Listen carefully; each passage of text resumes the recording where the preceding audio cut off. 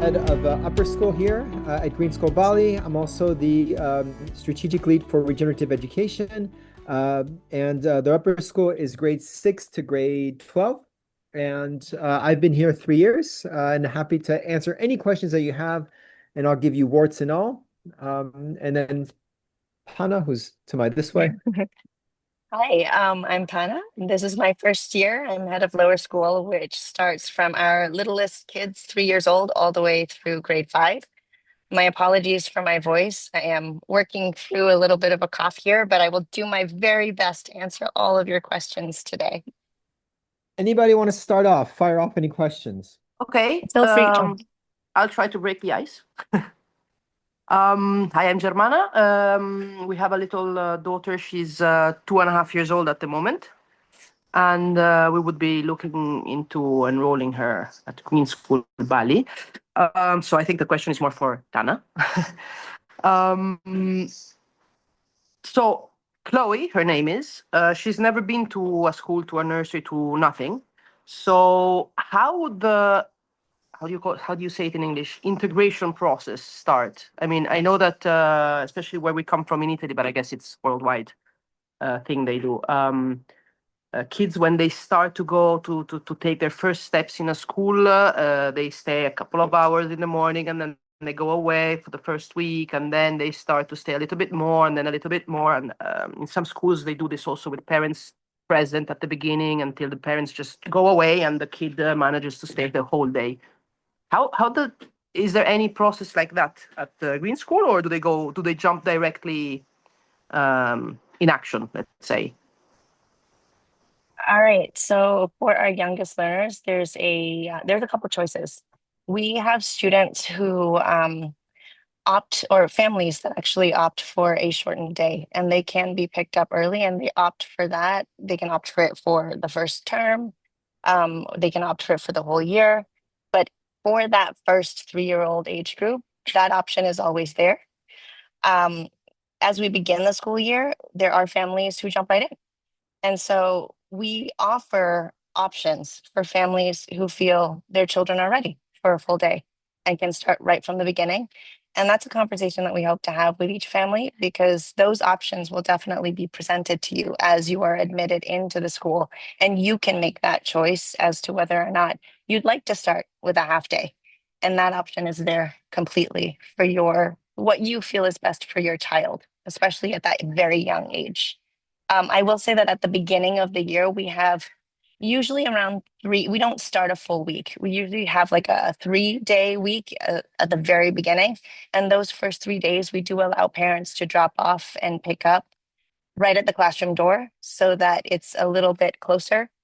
And then we slowly then after that ask that it's not as far, but it's at the classroom gate, which honestly, you can see the classroom door from the gate. This is an open walled campus, but it's beginning to transition away to build that trust and this really confident handover. Because as adults, we teach the kids whether or not to be scared or whether or not this is an adult that they can trust. And so the parents' role in that is equally important in saying, you're safe. And so we begin that handover as well as much as we can early on so that the children feel they are in a safe space with safe adults. All right. Maybe anybody could have a questions we have here. So anyone who would like to ask, you can just open your mic and then talk directly, how old your kids was, and then each of them will be answering to your questions. Our lower and upper head of lower school, or the head of the upper school. Anyone? Or you can just typing your questions so we can read your question. There's a question in the chat right now about special needs education assistant, but it's for older kids. So Benjamin, if you can take a look at that. Special needs education supports older kids age 16, is going to grade 11, it's mainstream public school. No, I guess it depends. So I'll just go in terms of anything with special needs. Penna and I share the same philosophy. We all do here, that everyone is neurodiverse, thank goodness. and that we all need learning support. So that's why we're at a school, so we can get support in our learning. So that's clearly in our DNA.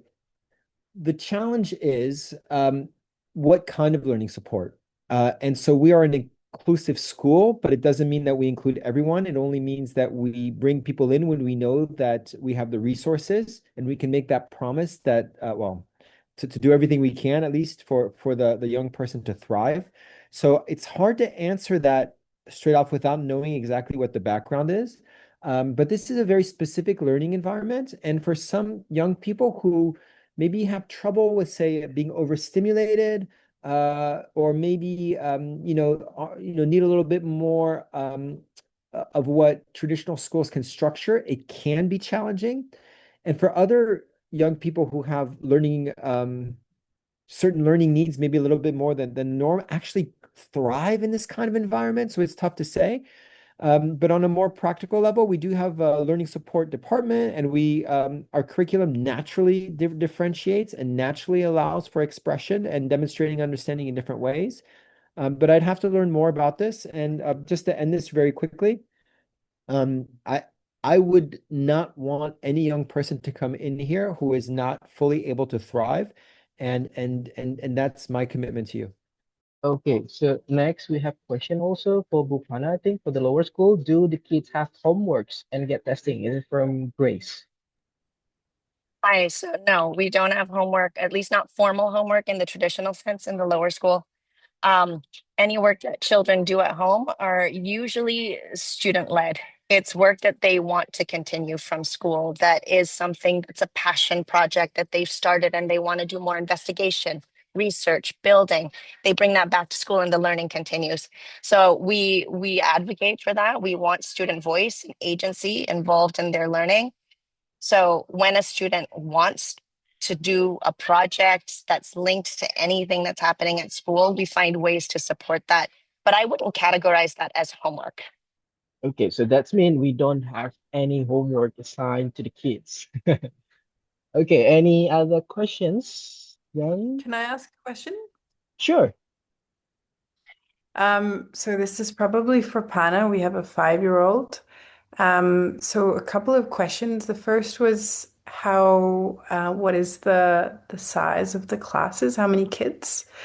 The second is for kids that English is not their first language. She has some grasp of English, but we're from Argentina. Like how, I guess at that age, how fluent does she need to be in order to be able to integrate within the class? Luckily at her age, she is ripe and ready to be a part of a multilingual, space. And so we do accept students who have zero English to minimal English to fluency.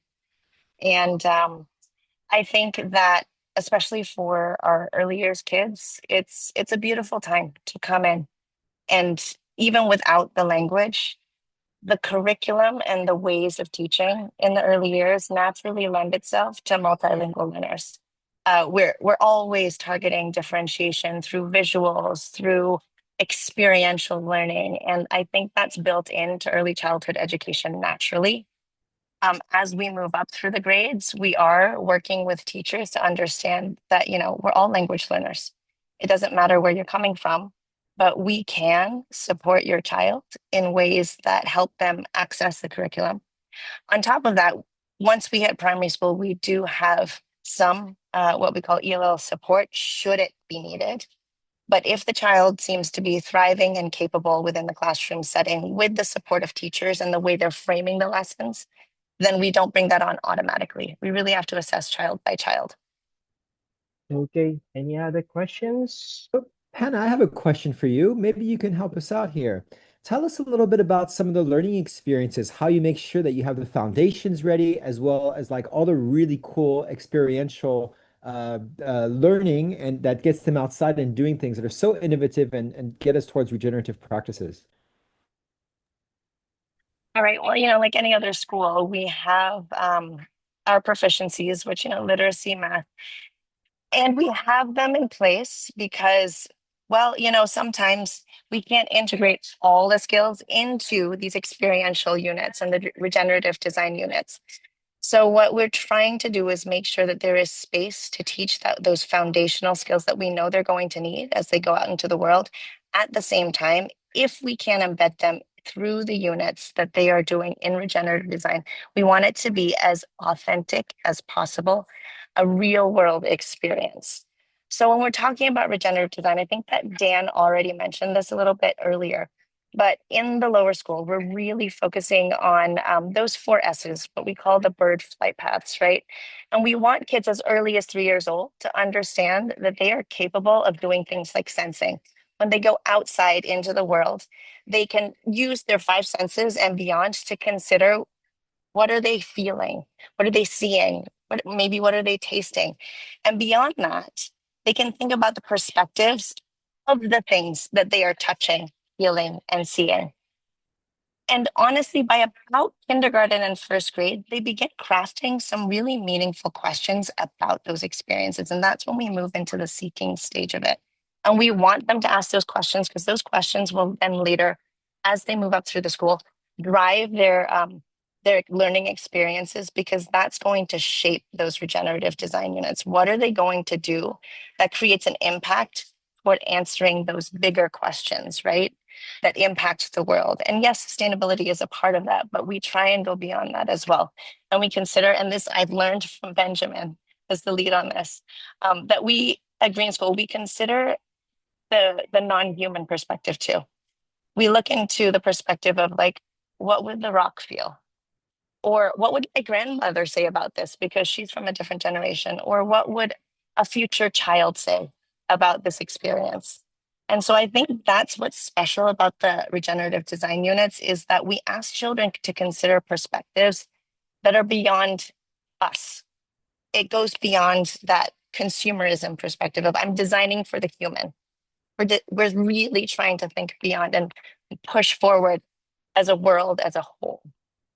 Not sure if I went a little bit too broad there.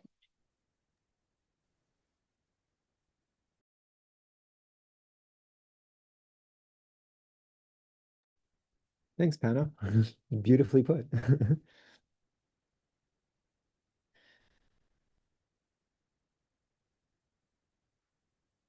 Okay, so Uh, maybe okay. Nirvana? can I ask just a very quick one? Is there any when does familiarization with IT starts? Like starting to use computers and whatever with this fast-paced world of technology? Because still, even that is an important aspect, I believe. It is important, definitely. What I will say that in the lower school, we focus on the use of technology for creation and in enhancement of their Yeah. learning. So the computer comes out if they need to do research. The computer comes out if they need to design their storytelling to share out into the world what they're learning and what impact, what message they want to send out into the world. We don't use iPads or Chromebooks for anything like extension. We're not going to say, oh, you're done with that activity in math. Here's the iPad. No, we don't do that. So it really is if and when it's necessary to cultivate the creation and communication of learning, which is the way we as adults use it meaningfully in the world, right? So we're trying to mimic that at an age appropriate way. And that's when it starts. So I would say it starts to get a little bit heavier in the upper primary years because they are more capable. They can navigate the interfaces a bit more fluently. When they're younger, I would say that a lot of it is still teacher driven. If they show a video, it's like to the whole class. It's not the kids with their own device, right? So the discussion and the dialogue is there because that's the important part, the thinking skills. We don't want them alone with their device and then not really processing in the ways that we ask them to process when we expose them to the screen. Thanks.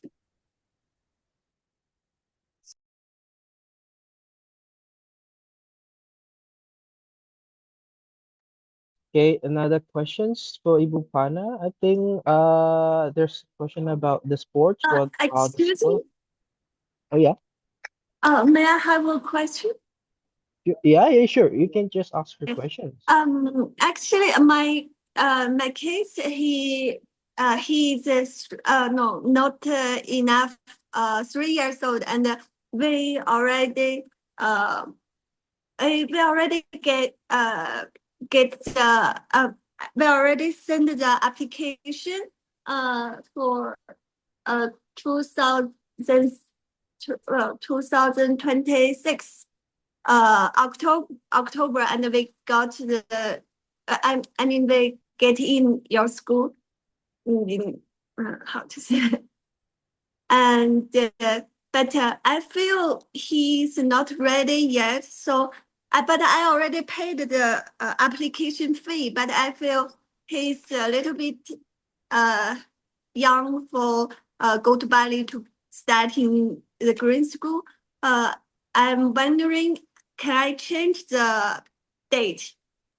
For example, I change to 2027 January or October or August, sorry. Yeah, I think for those within our admissions, you can just connect through the emails and then we can just Oh, change it from our side. So I think it's fine. okay. Yes, just email us Thank so we can have kind of like official statement that you need to change the intakes. oh, okay, thank you. Because I feel he's still so late. Yeah. All right. Thank you. So thank you. So also, Bupana, I think we have a question here from Marina about the sports that we offer for the kids in the primary. Yeah, so Ibu Julia kindly gave a little reply there, but I'll read it kind of like broadly to the group so that you can all see it. We have a BSSA program, which our PW teams are so dedicated to. That involves football or soccer. There's volleyball. I believe there's also, is there still swimming? Yes, there's still swimming. And basketball will be coming up when the season starts. Those are our big athletic sports where they are competitive on the island with other teams. Okay, thank you, Bupana. Maybe Pak Benjamin, this is now I am asking a question about you. Maybe if you could share about our project of the bird labs, probably for the parents who will have or sooner will be on the middle school or high school students. What is the like the bird lab project? What we have Yeah, here? sure. Yeah, so Bird Lab is actually across the school. So Penn is really involved, and as you heard, she's really working with the teachers to develop a program in lower school, and I'm developing the program in upper school, and we're working Mm-hmm. closely together.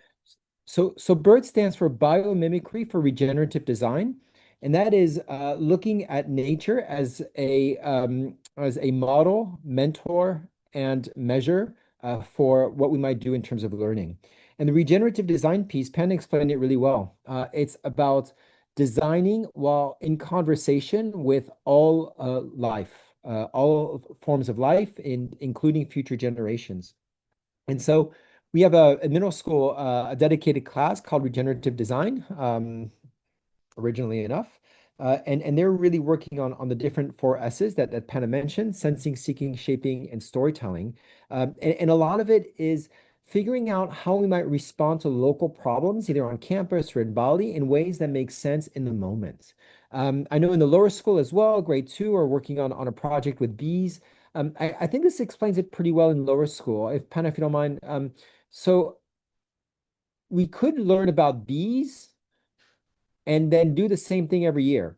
But what they're doing in grade two is that they're learning with bees. They in a normal unit, maybe they might do a bee hotel every term, learn about bees, make a bee hotel, do something that the bees might be interested in. But what these grade twos are doing that's quite different is they're actually sensing where are the bees? Why might they not come here? Or why might they come here? What is it that they're calling for? And so this year they realized that the bees were actually, we couldn't hear them or see them because they were actually quite high up. So if you're, in grade two, you're little, but these are like really, really high up. So they took up microphones and put it up in the air and heard all the bees up in the air. So now they're considering doing soundscapes and podcasts about bees. Next year, they might take, the new grade twos might take this information and then maybe they might build bee hotels or maybe doing something else that the bees are calling for. So that's what the regenerative design program is. And the Bird Lab is a building with 5 different spaces, a living systems classroom, a nature maker, which is a maker hub for organic materials, an elements lab, which is a science lab, a biomimicry library and data center, as well as an open space for storytelling. So everyone will be able to use this space, and it will really bring the program alive in terms of doing things differently and responding through learning to really what is situation of wanting to realize that we are nature. So it's quite exciting, and this has generated a lot of enthusiasm from students, from teachers, and from parents. And really, this is what makes Green School Green School. This is why people come to Green School for this approach. This is why we are able to break ground because of these kinds of learning experiences through the buildings. And just very quickly, the building itself is made. The walls are made of so it does have walls, but they're made of compressed rice straw that we bought from or are buying from the farmers. So that means that rather than burning the rice straw, we give the farmers money, compress the rice straw to make bricks that insulate and are fireproof. The ceiling is a green roof as well, so it's a learning space. So we can have up to 5 children up there working to collect and study herbs and plants and flowers. It's also a place where the fireflies we're hoping might come back. So it provides that environment. And itself, the building is just such a statement as to what can be done when we're working with organic and regenerative.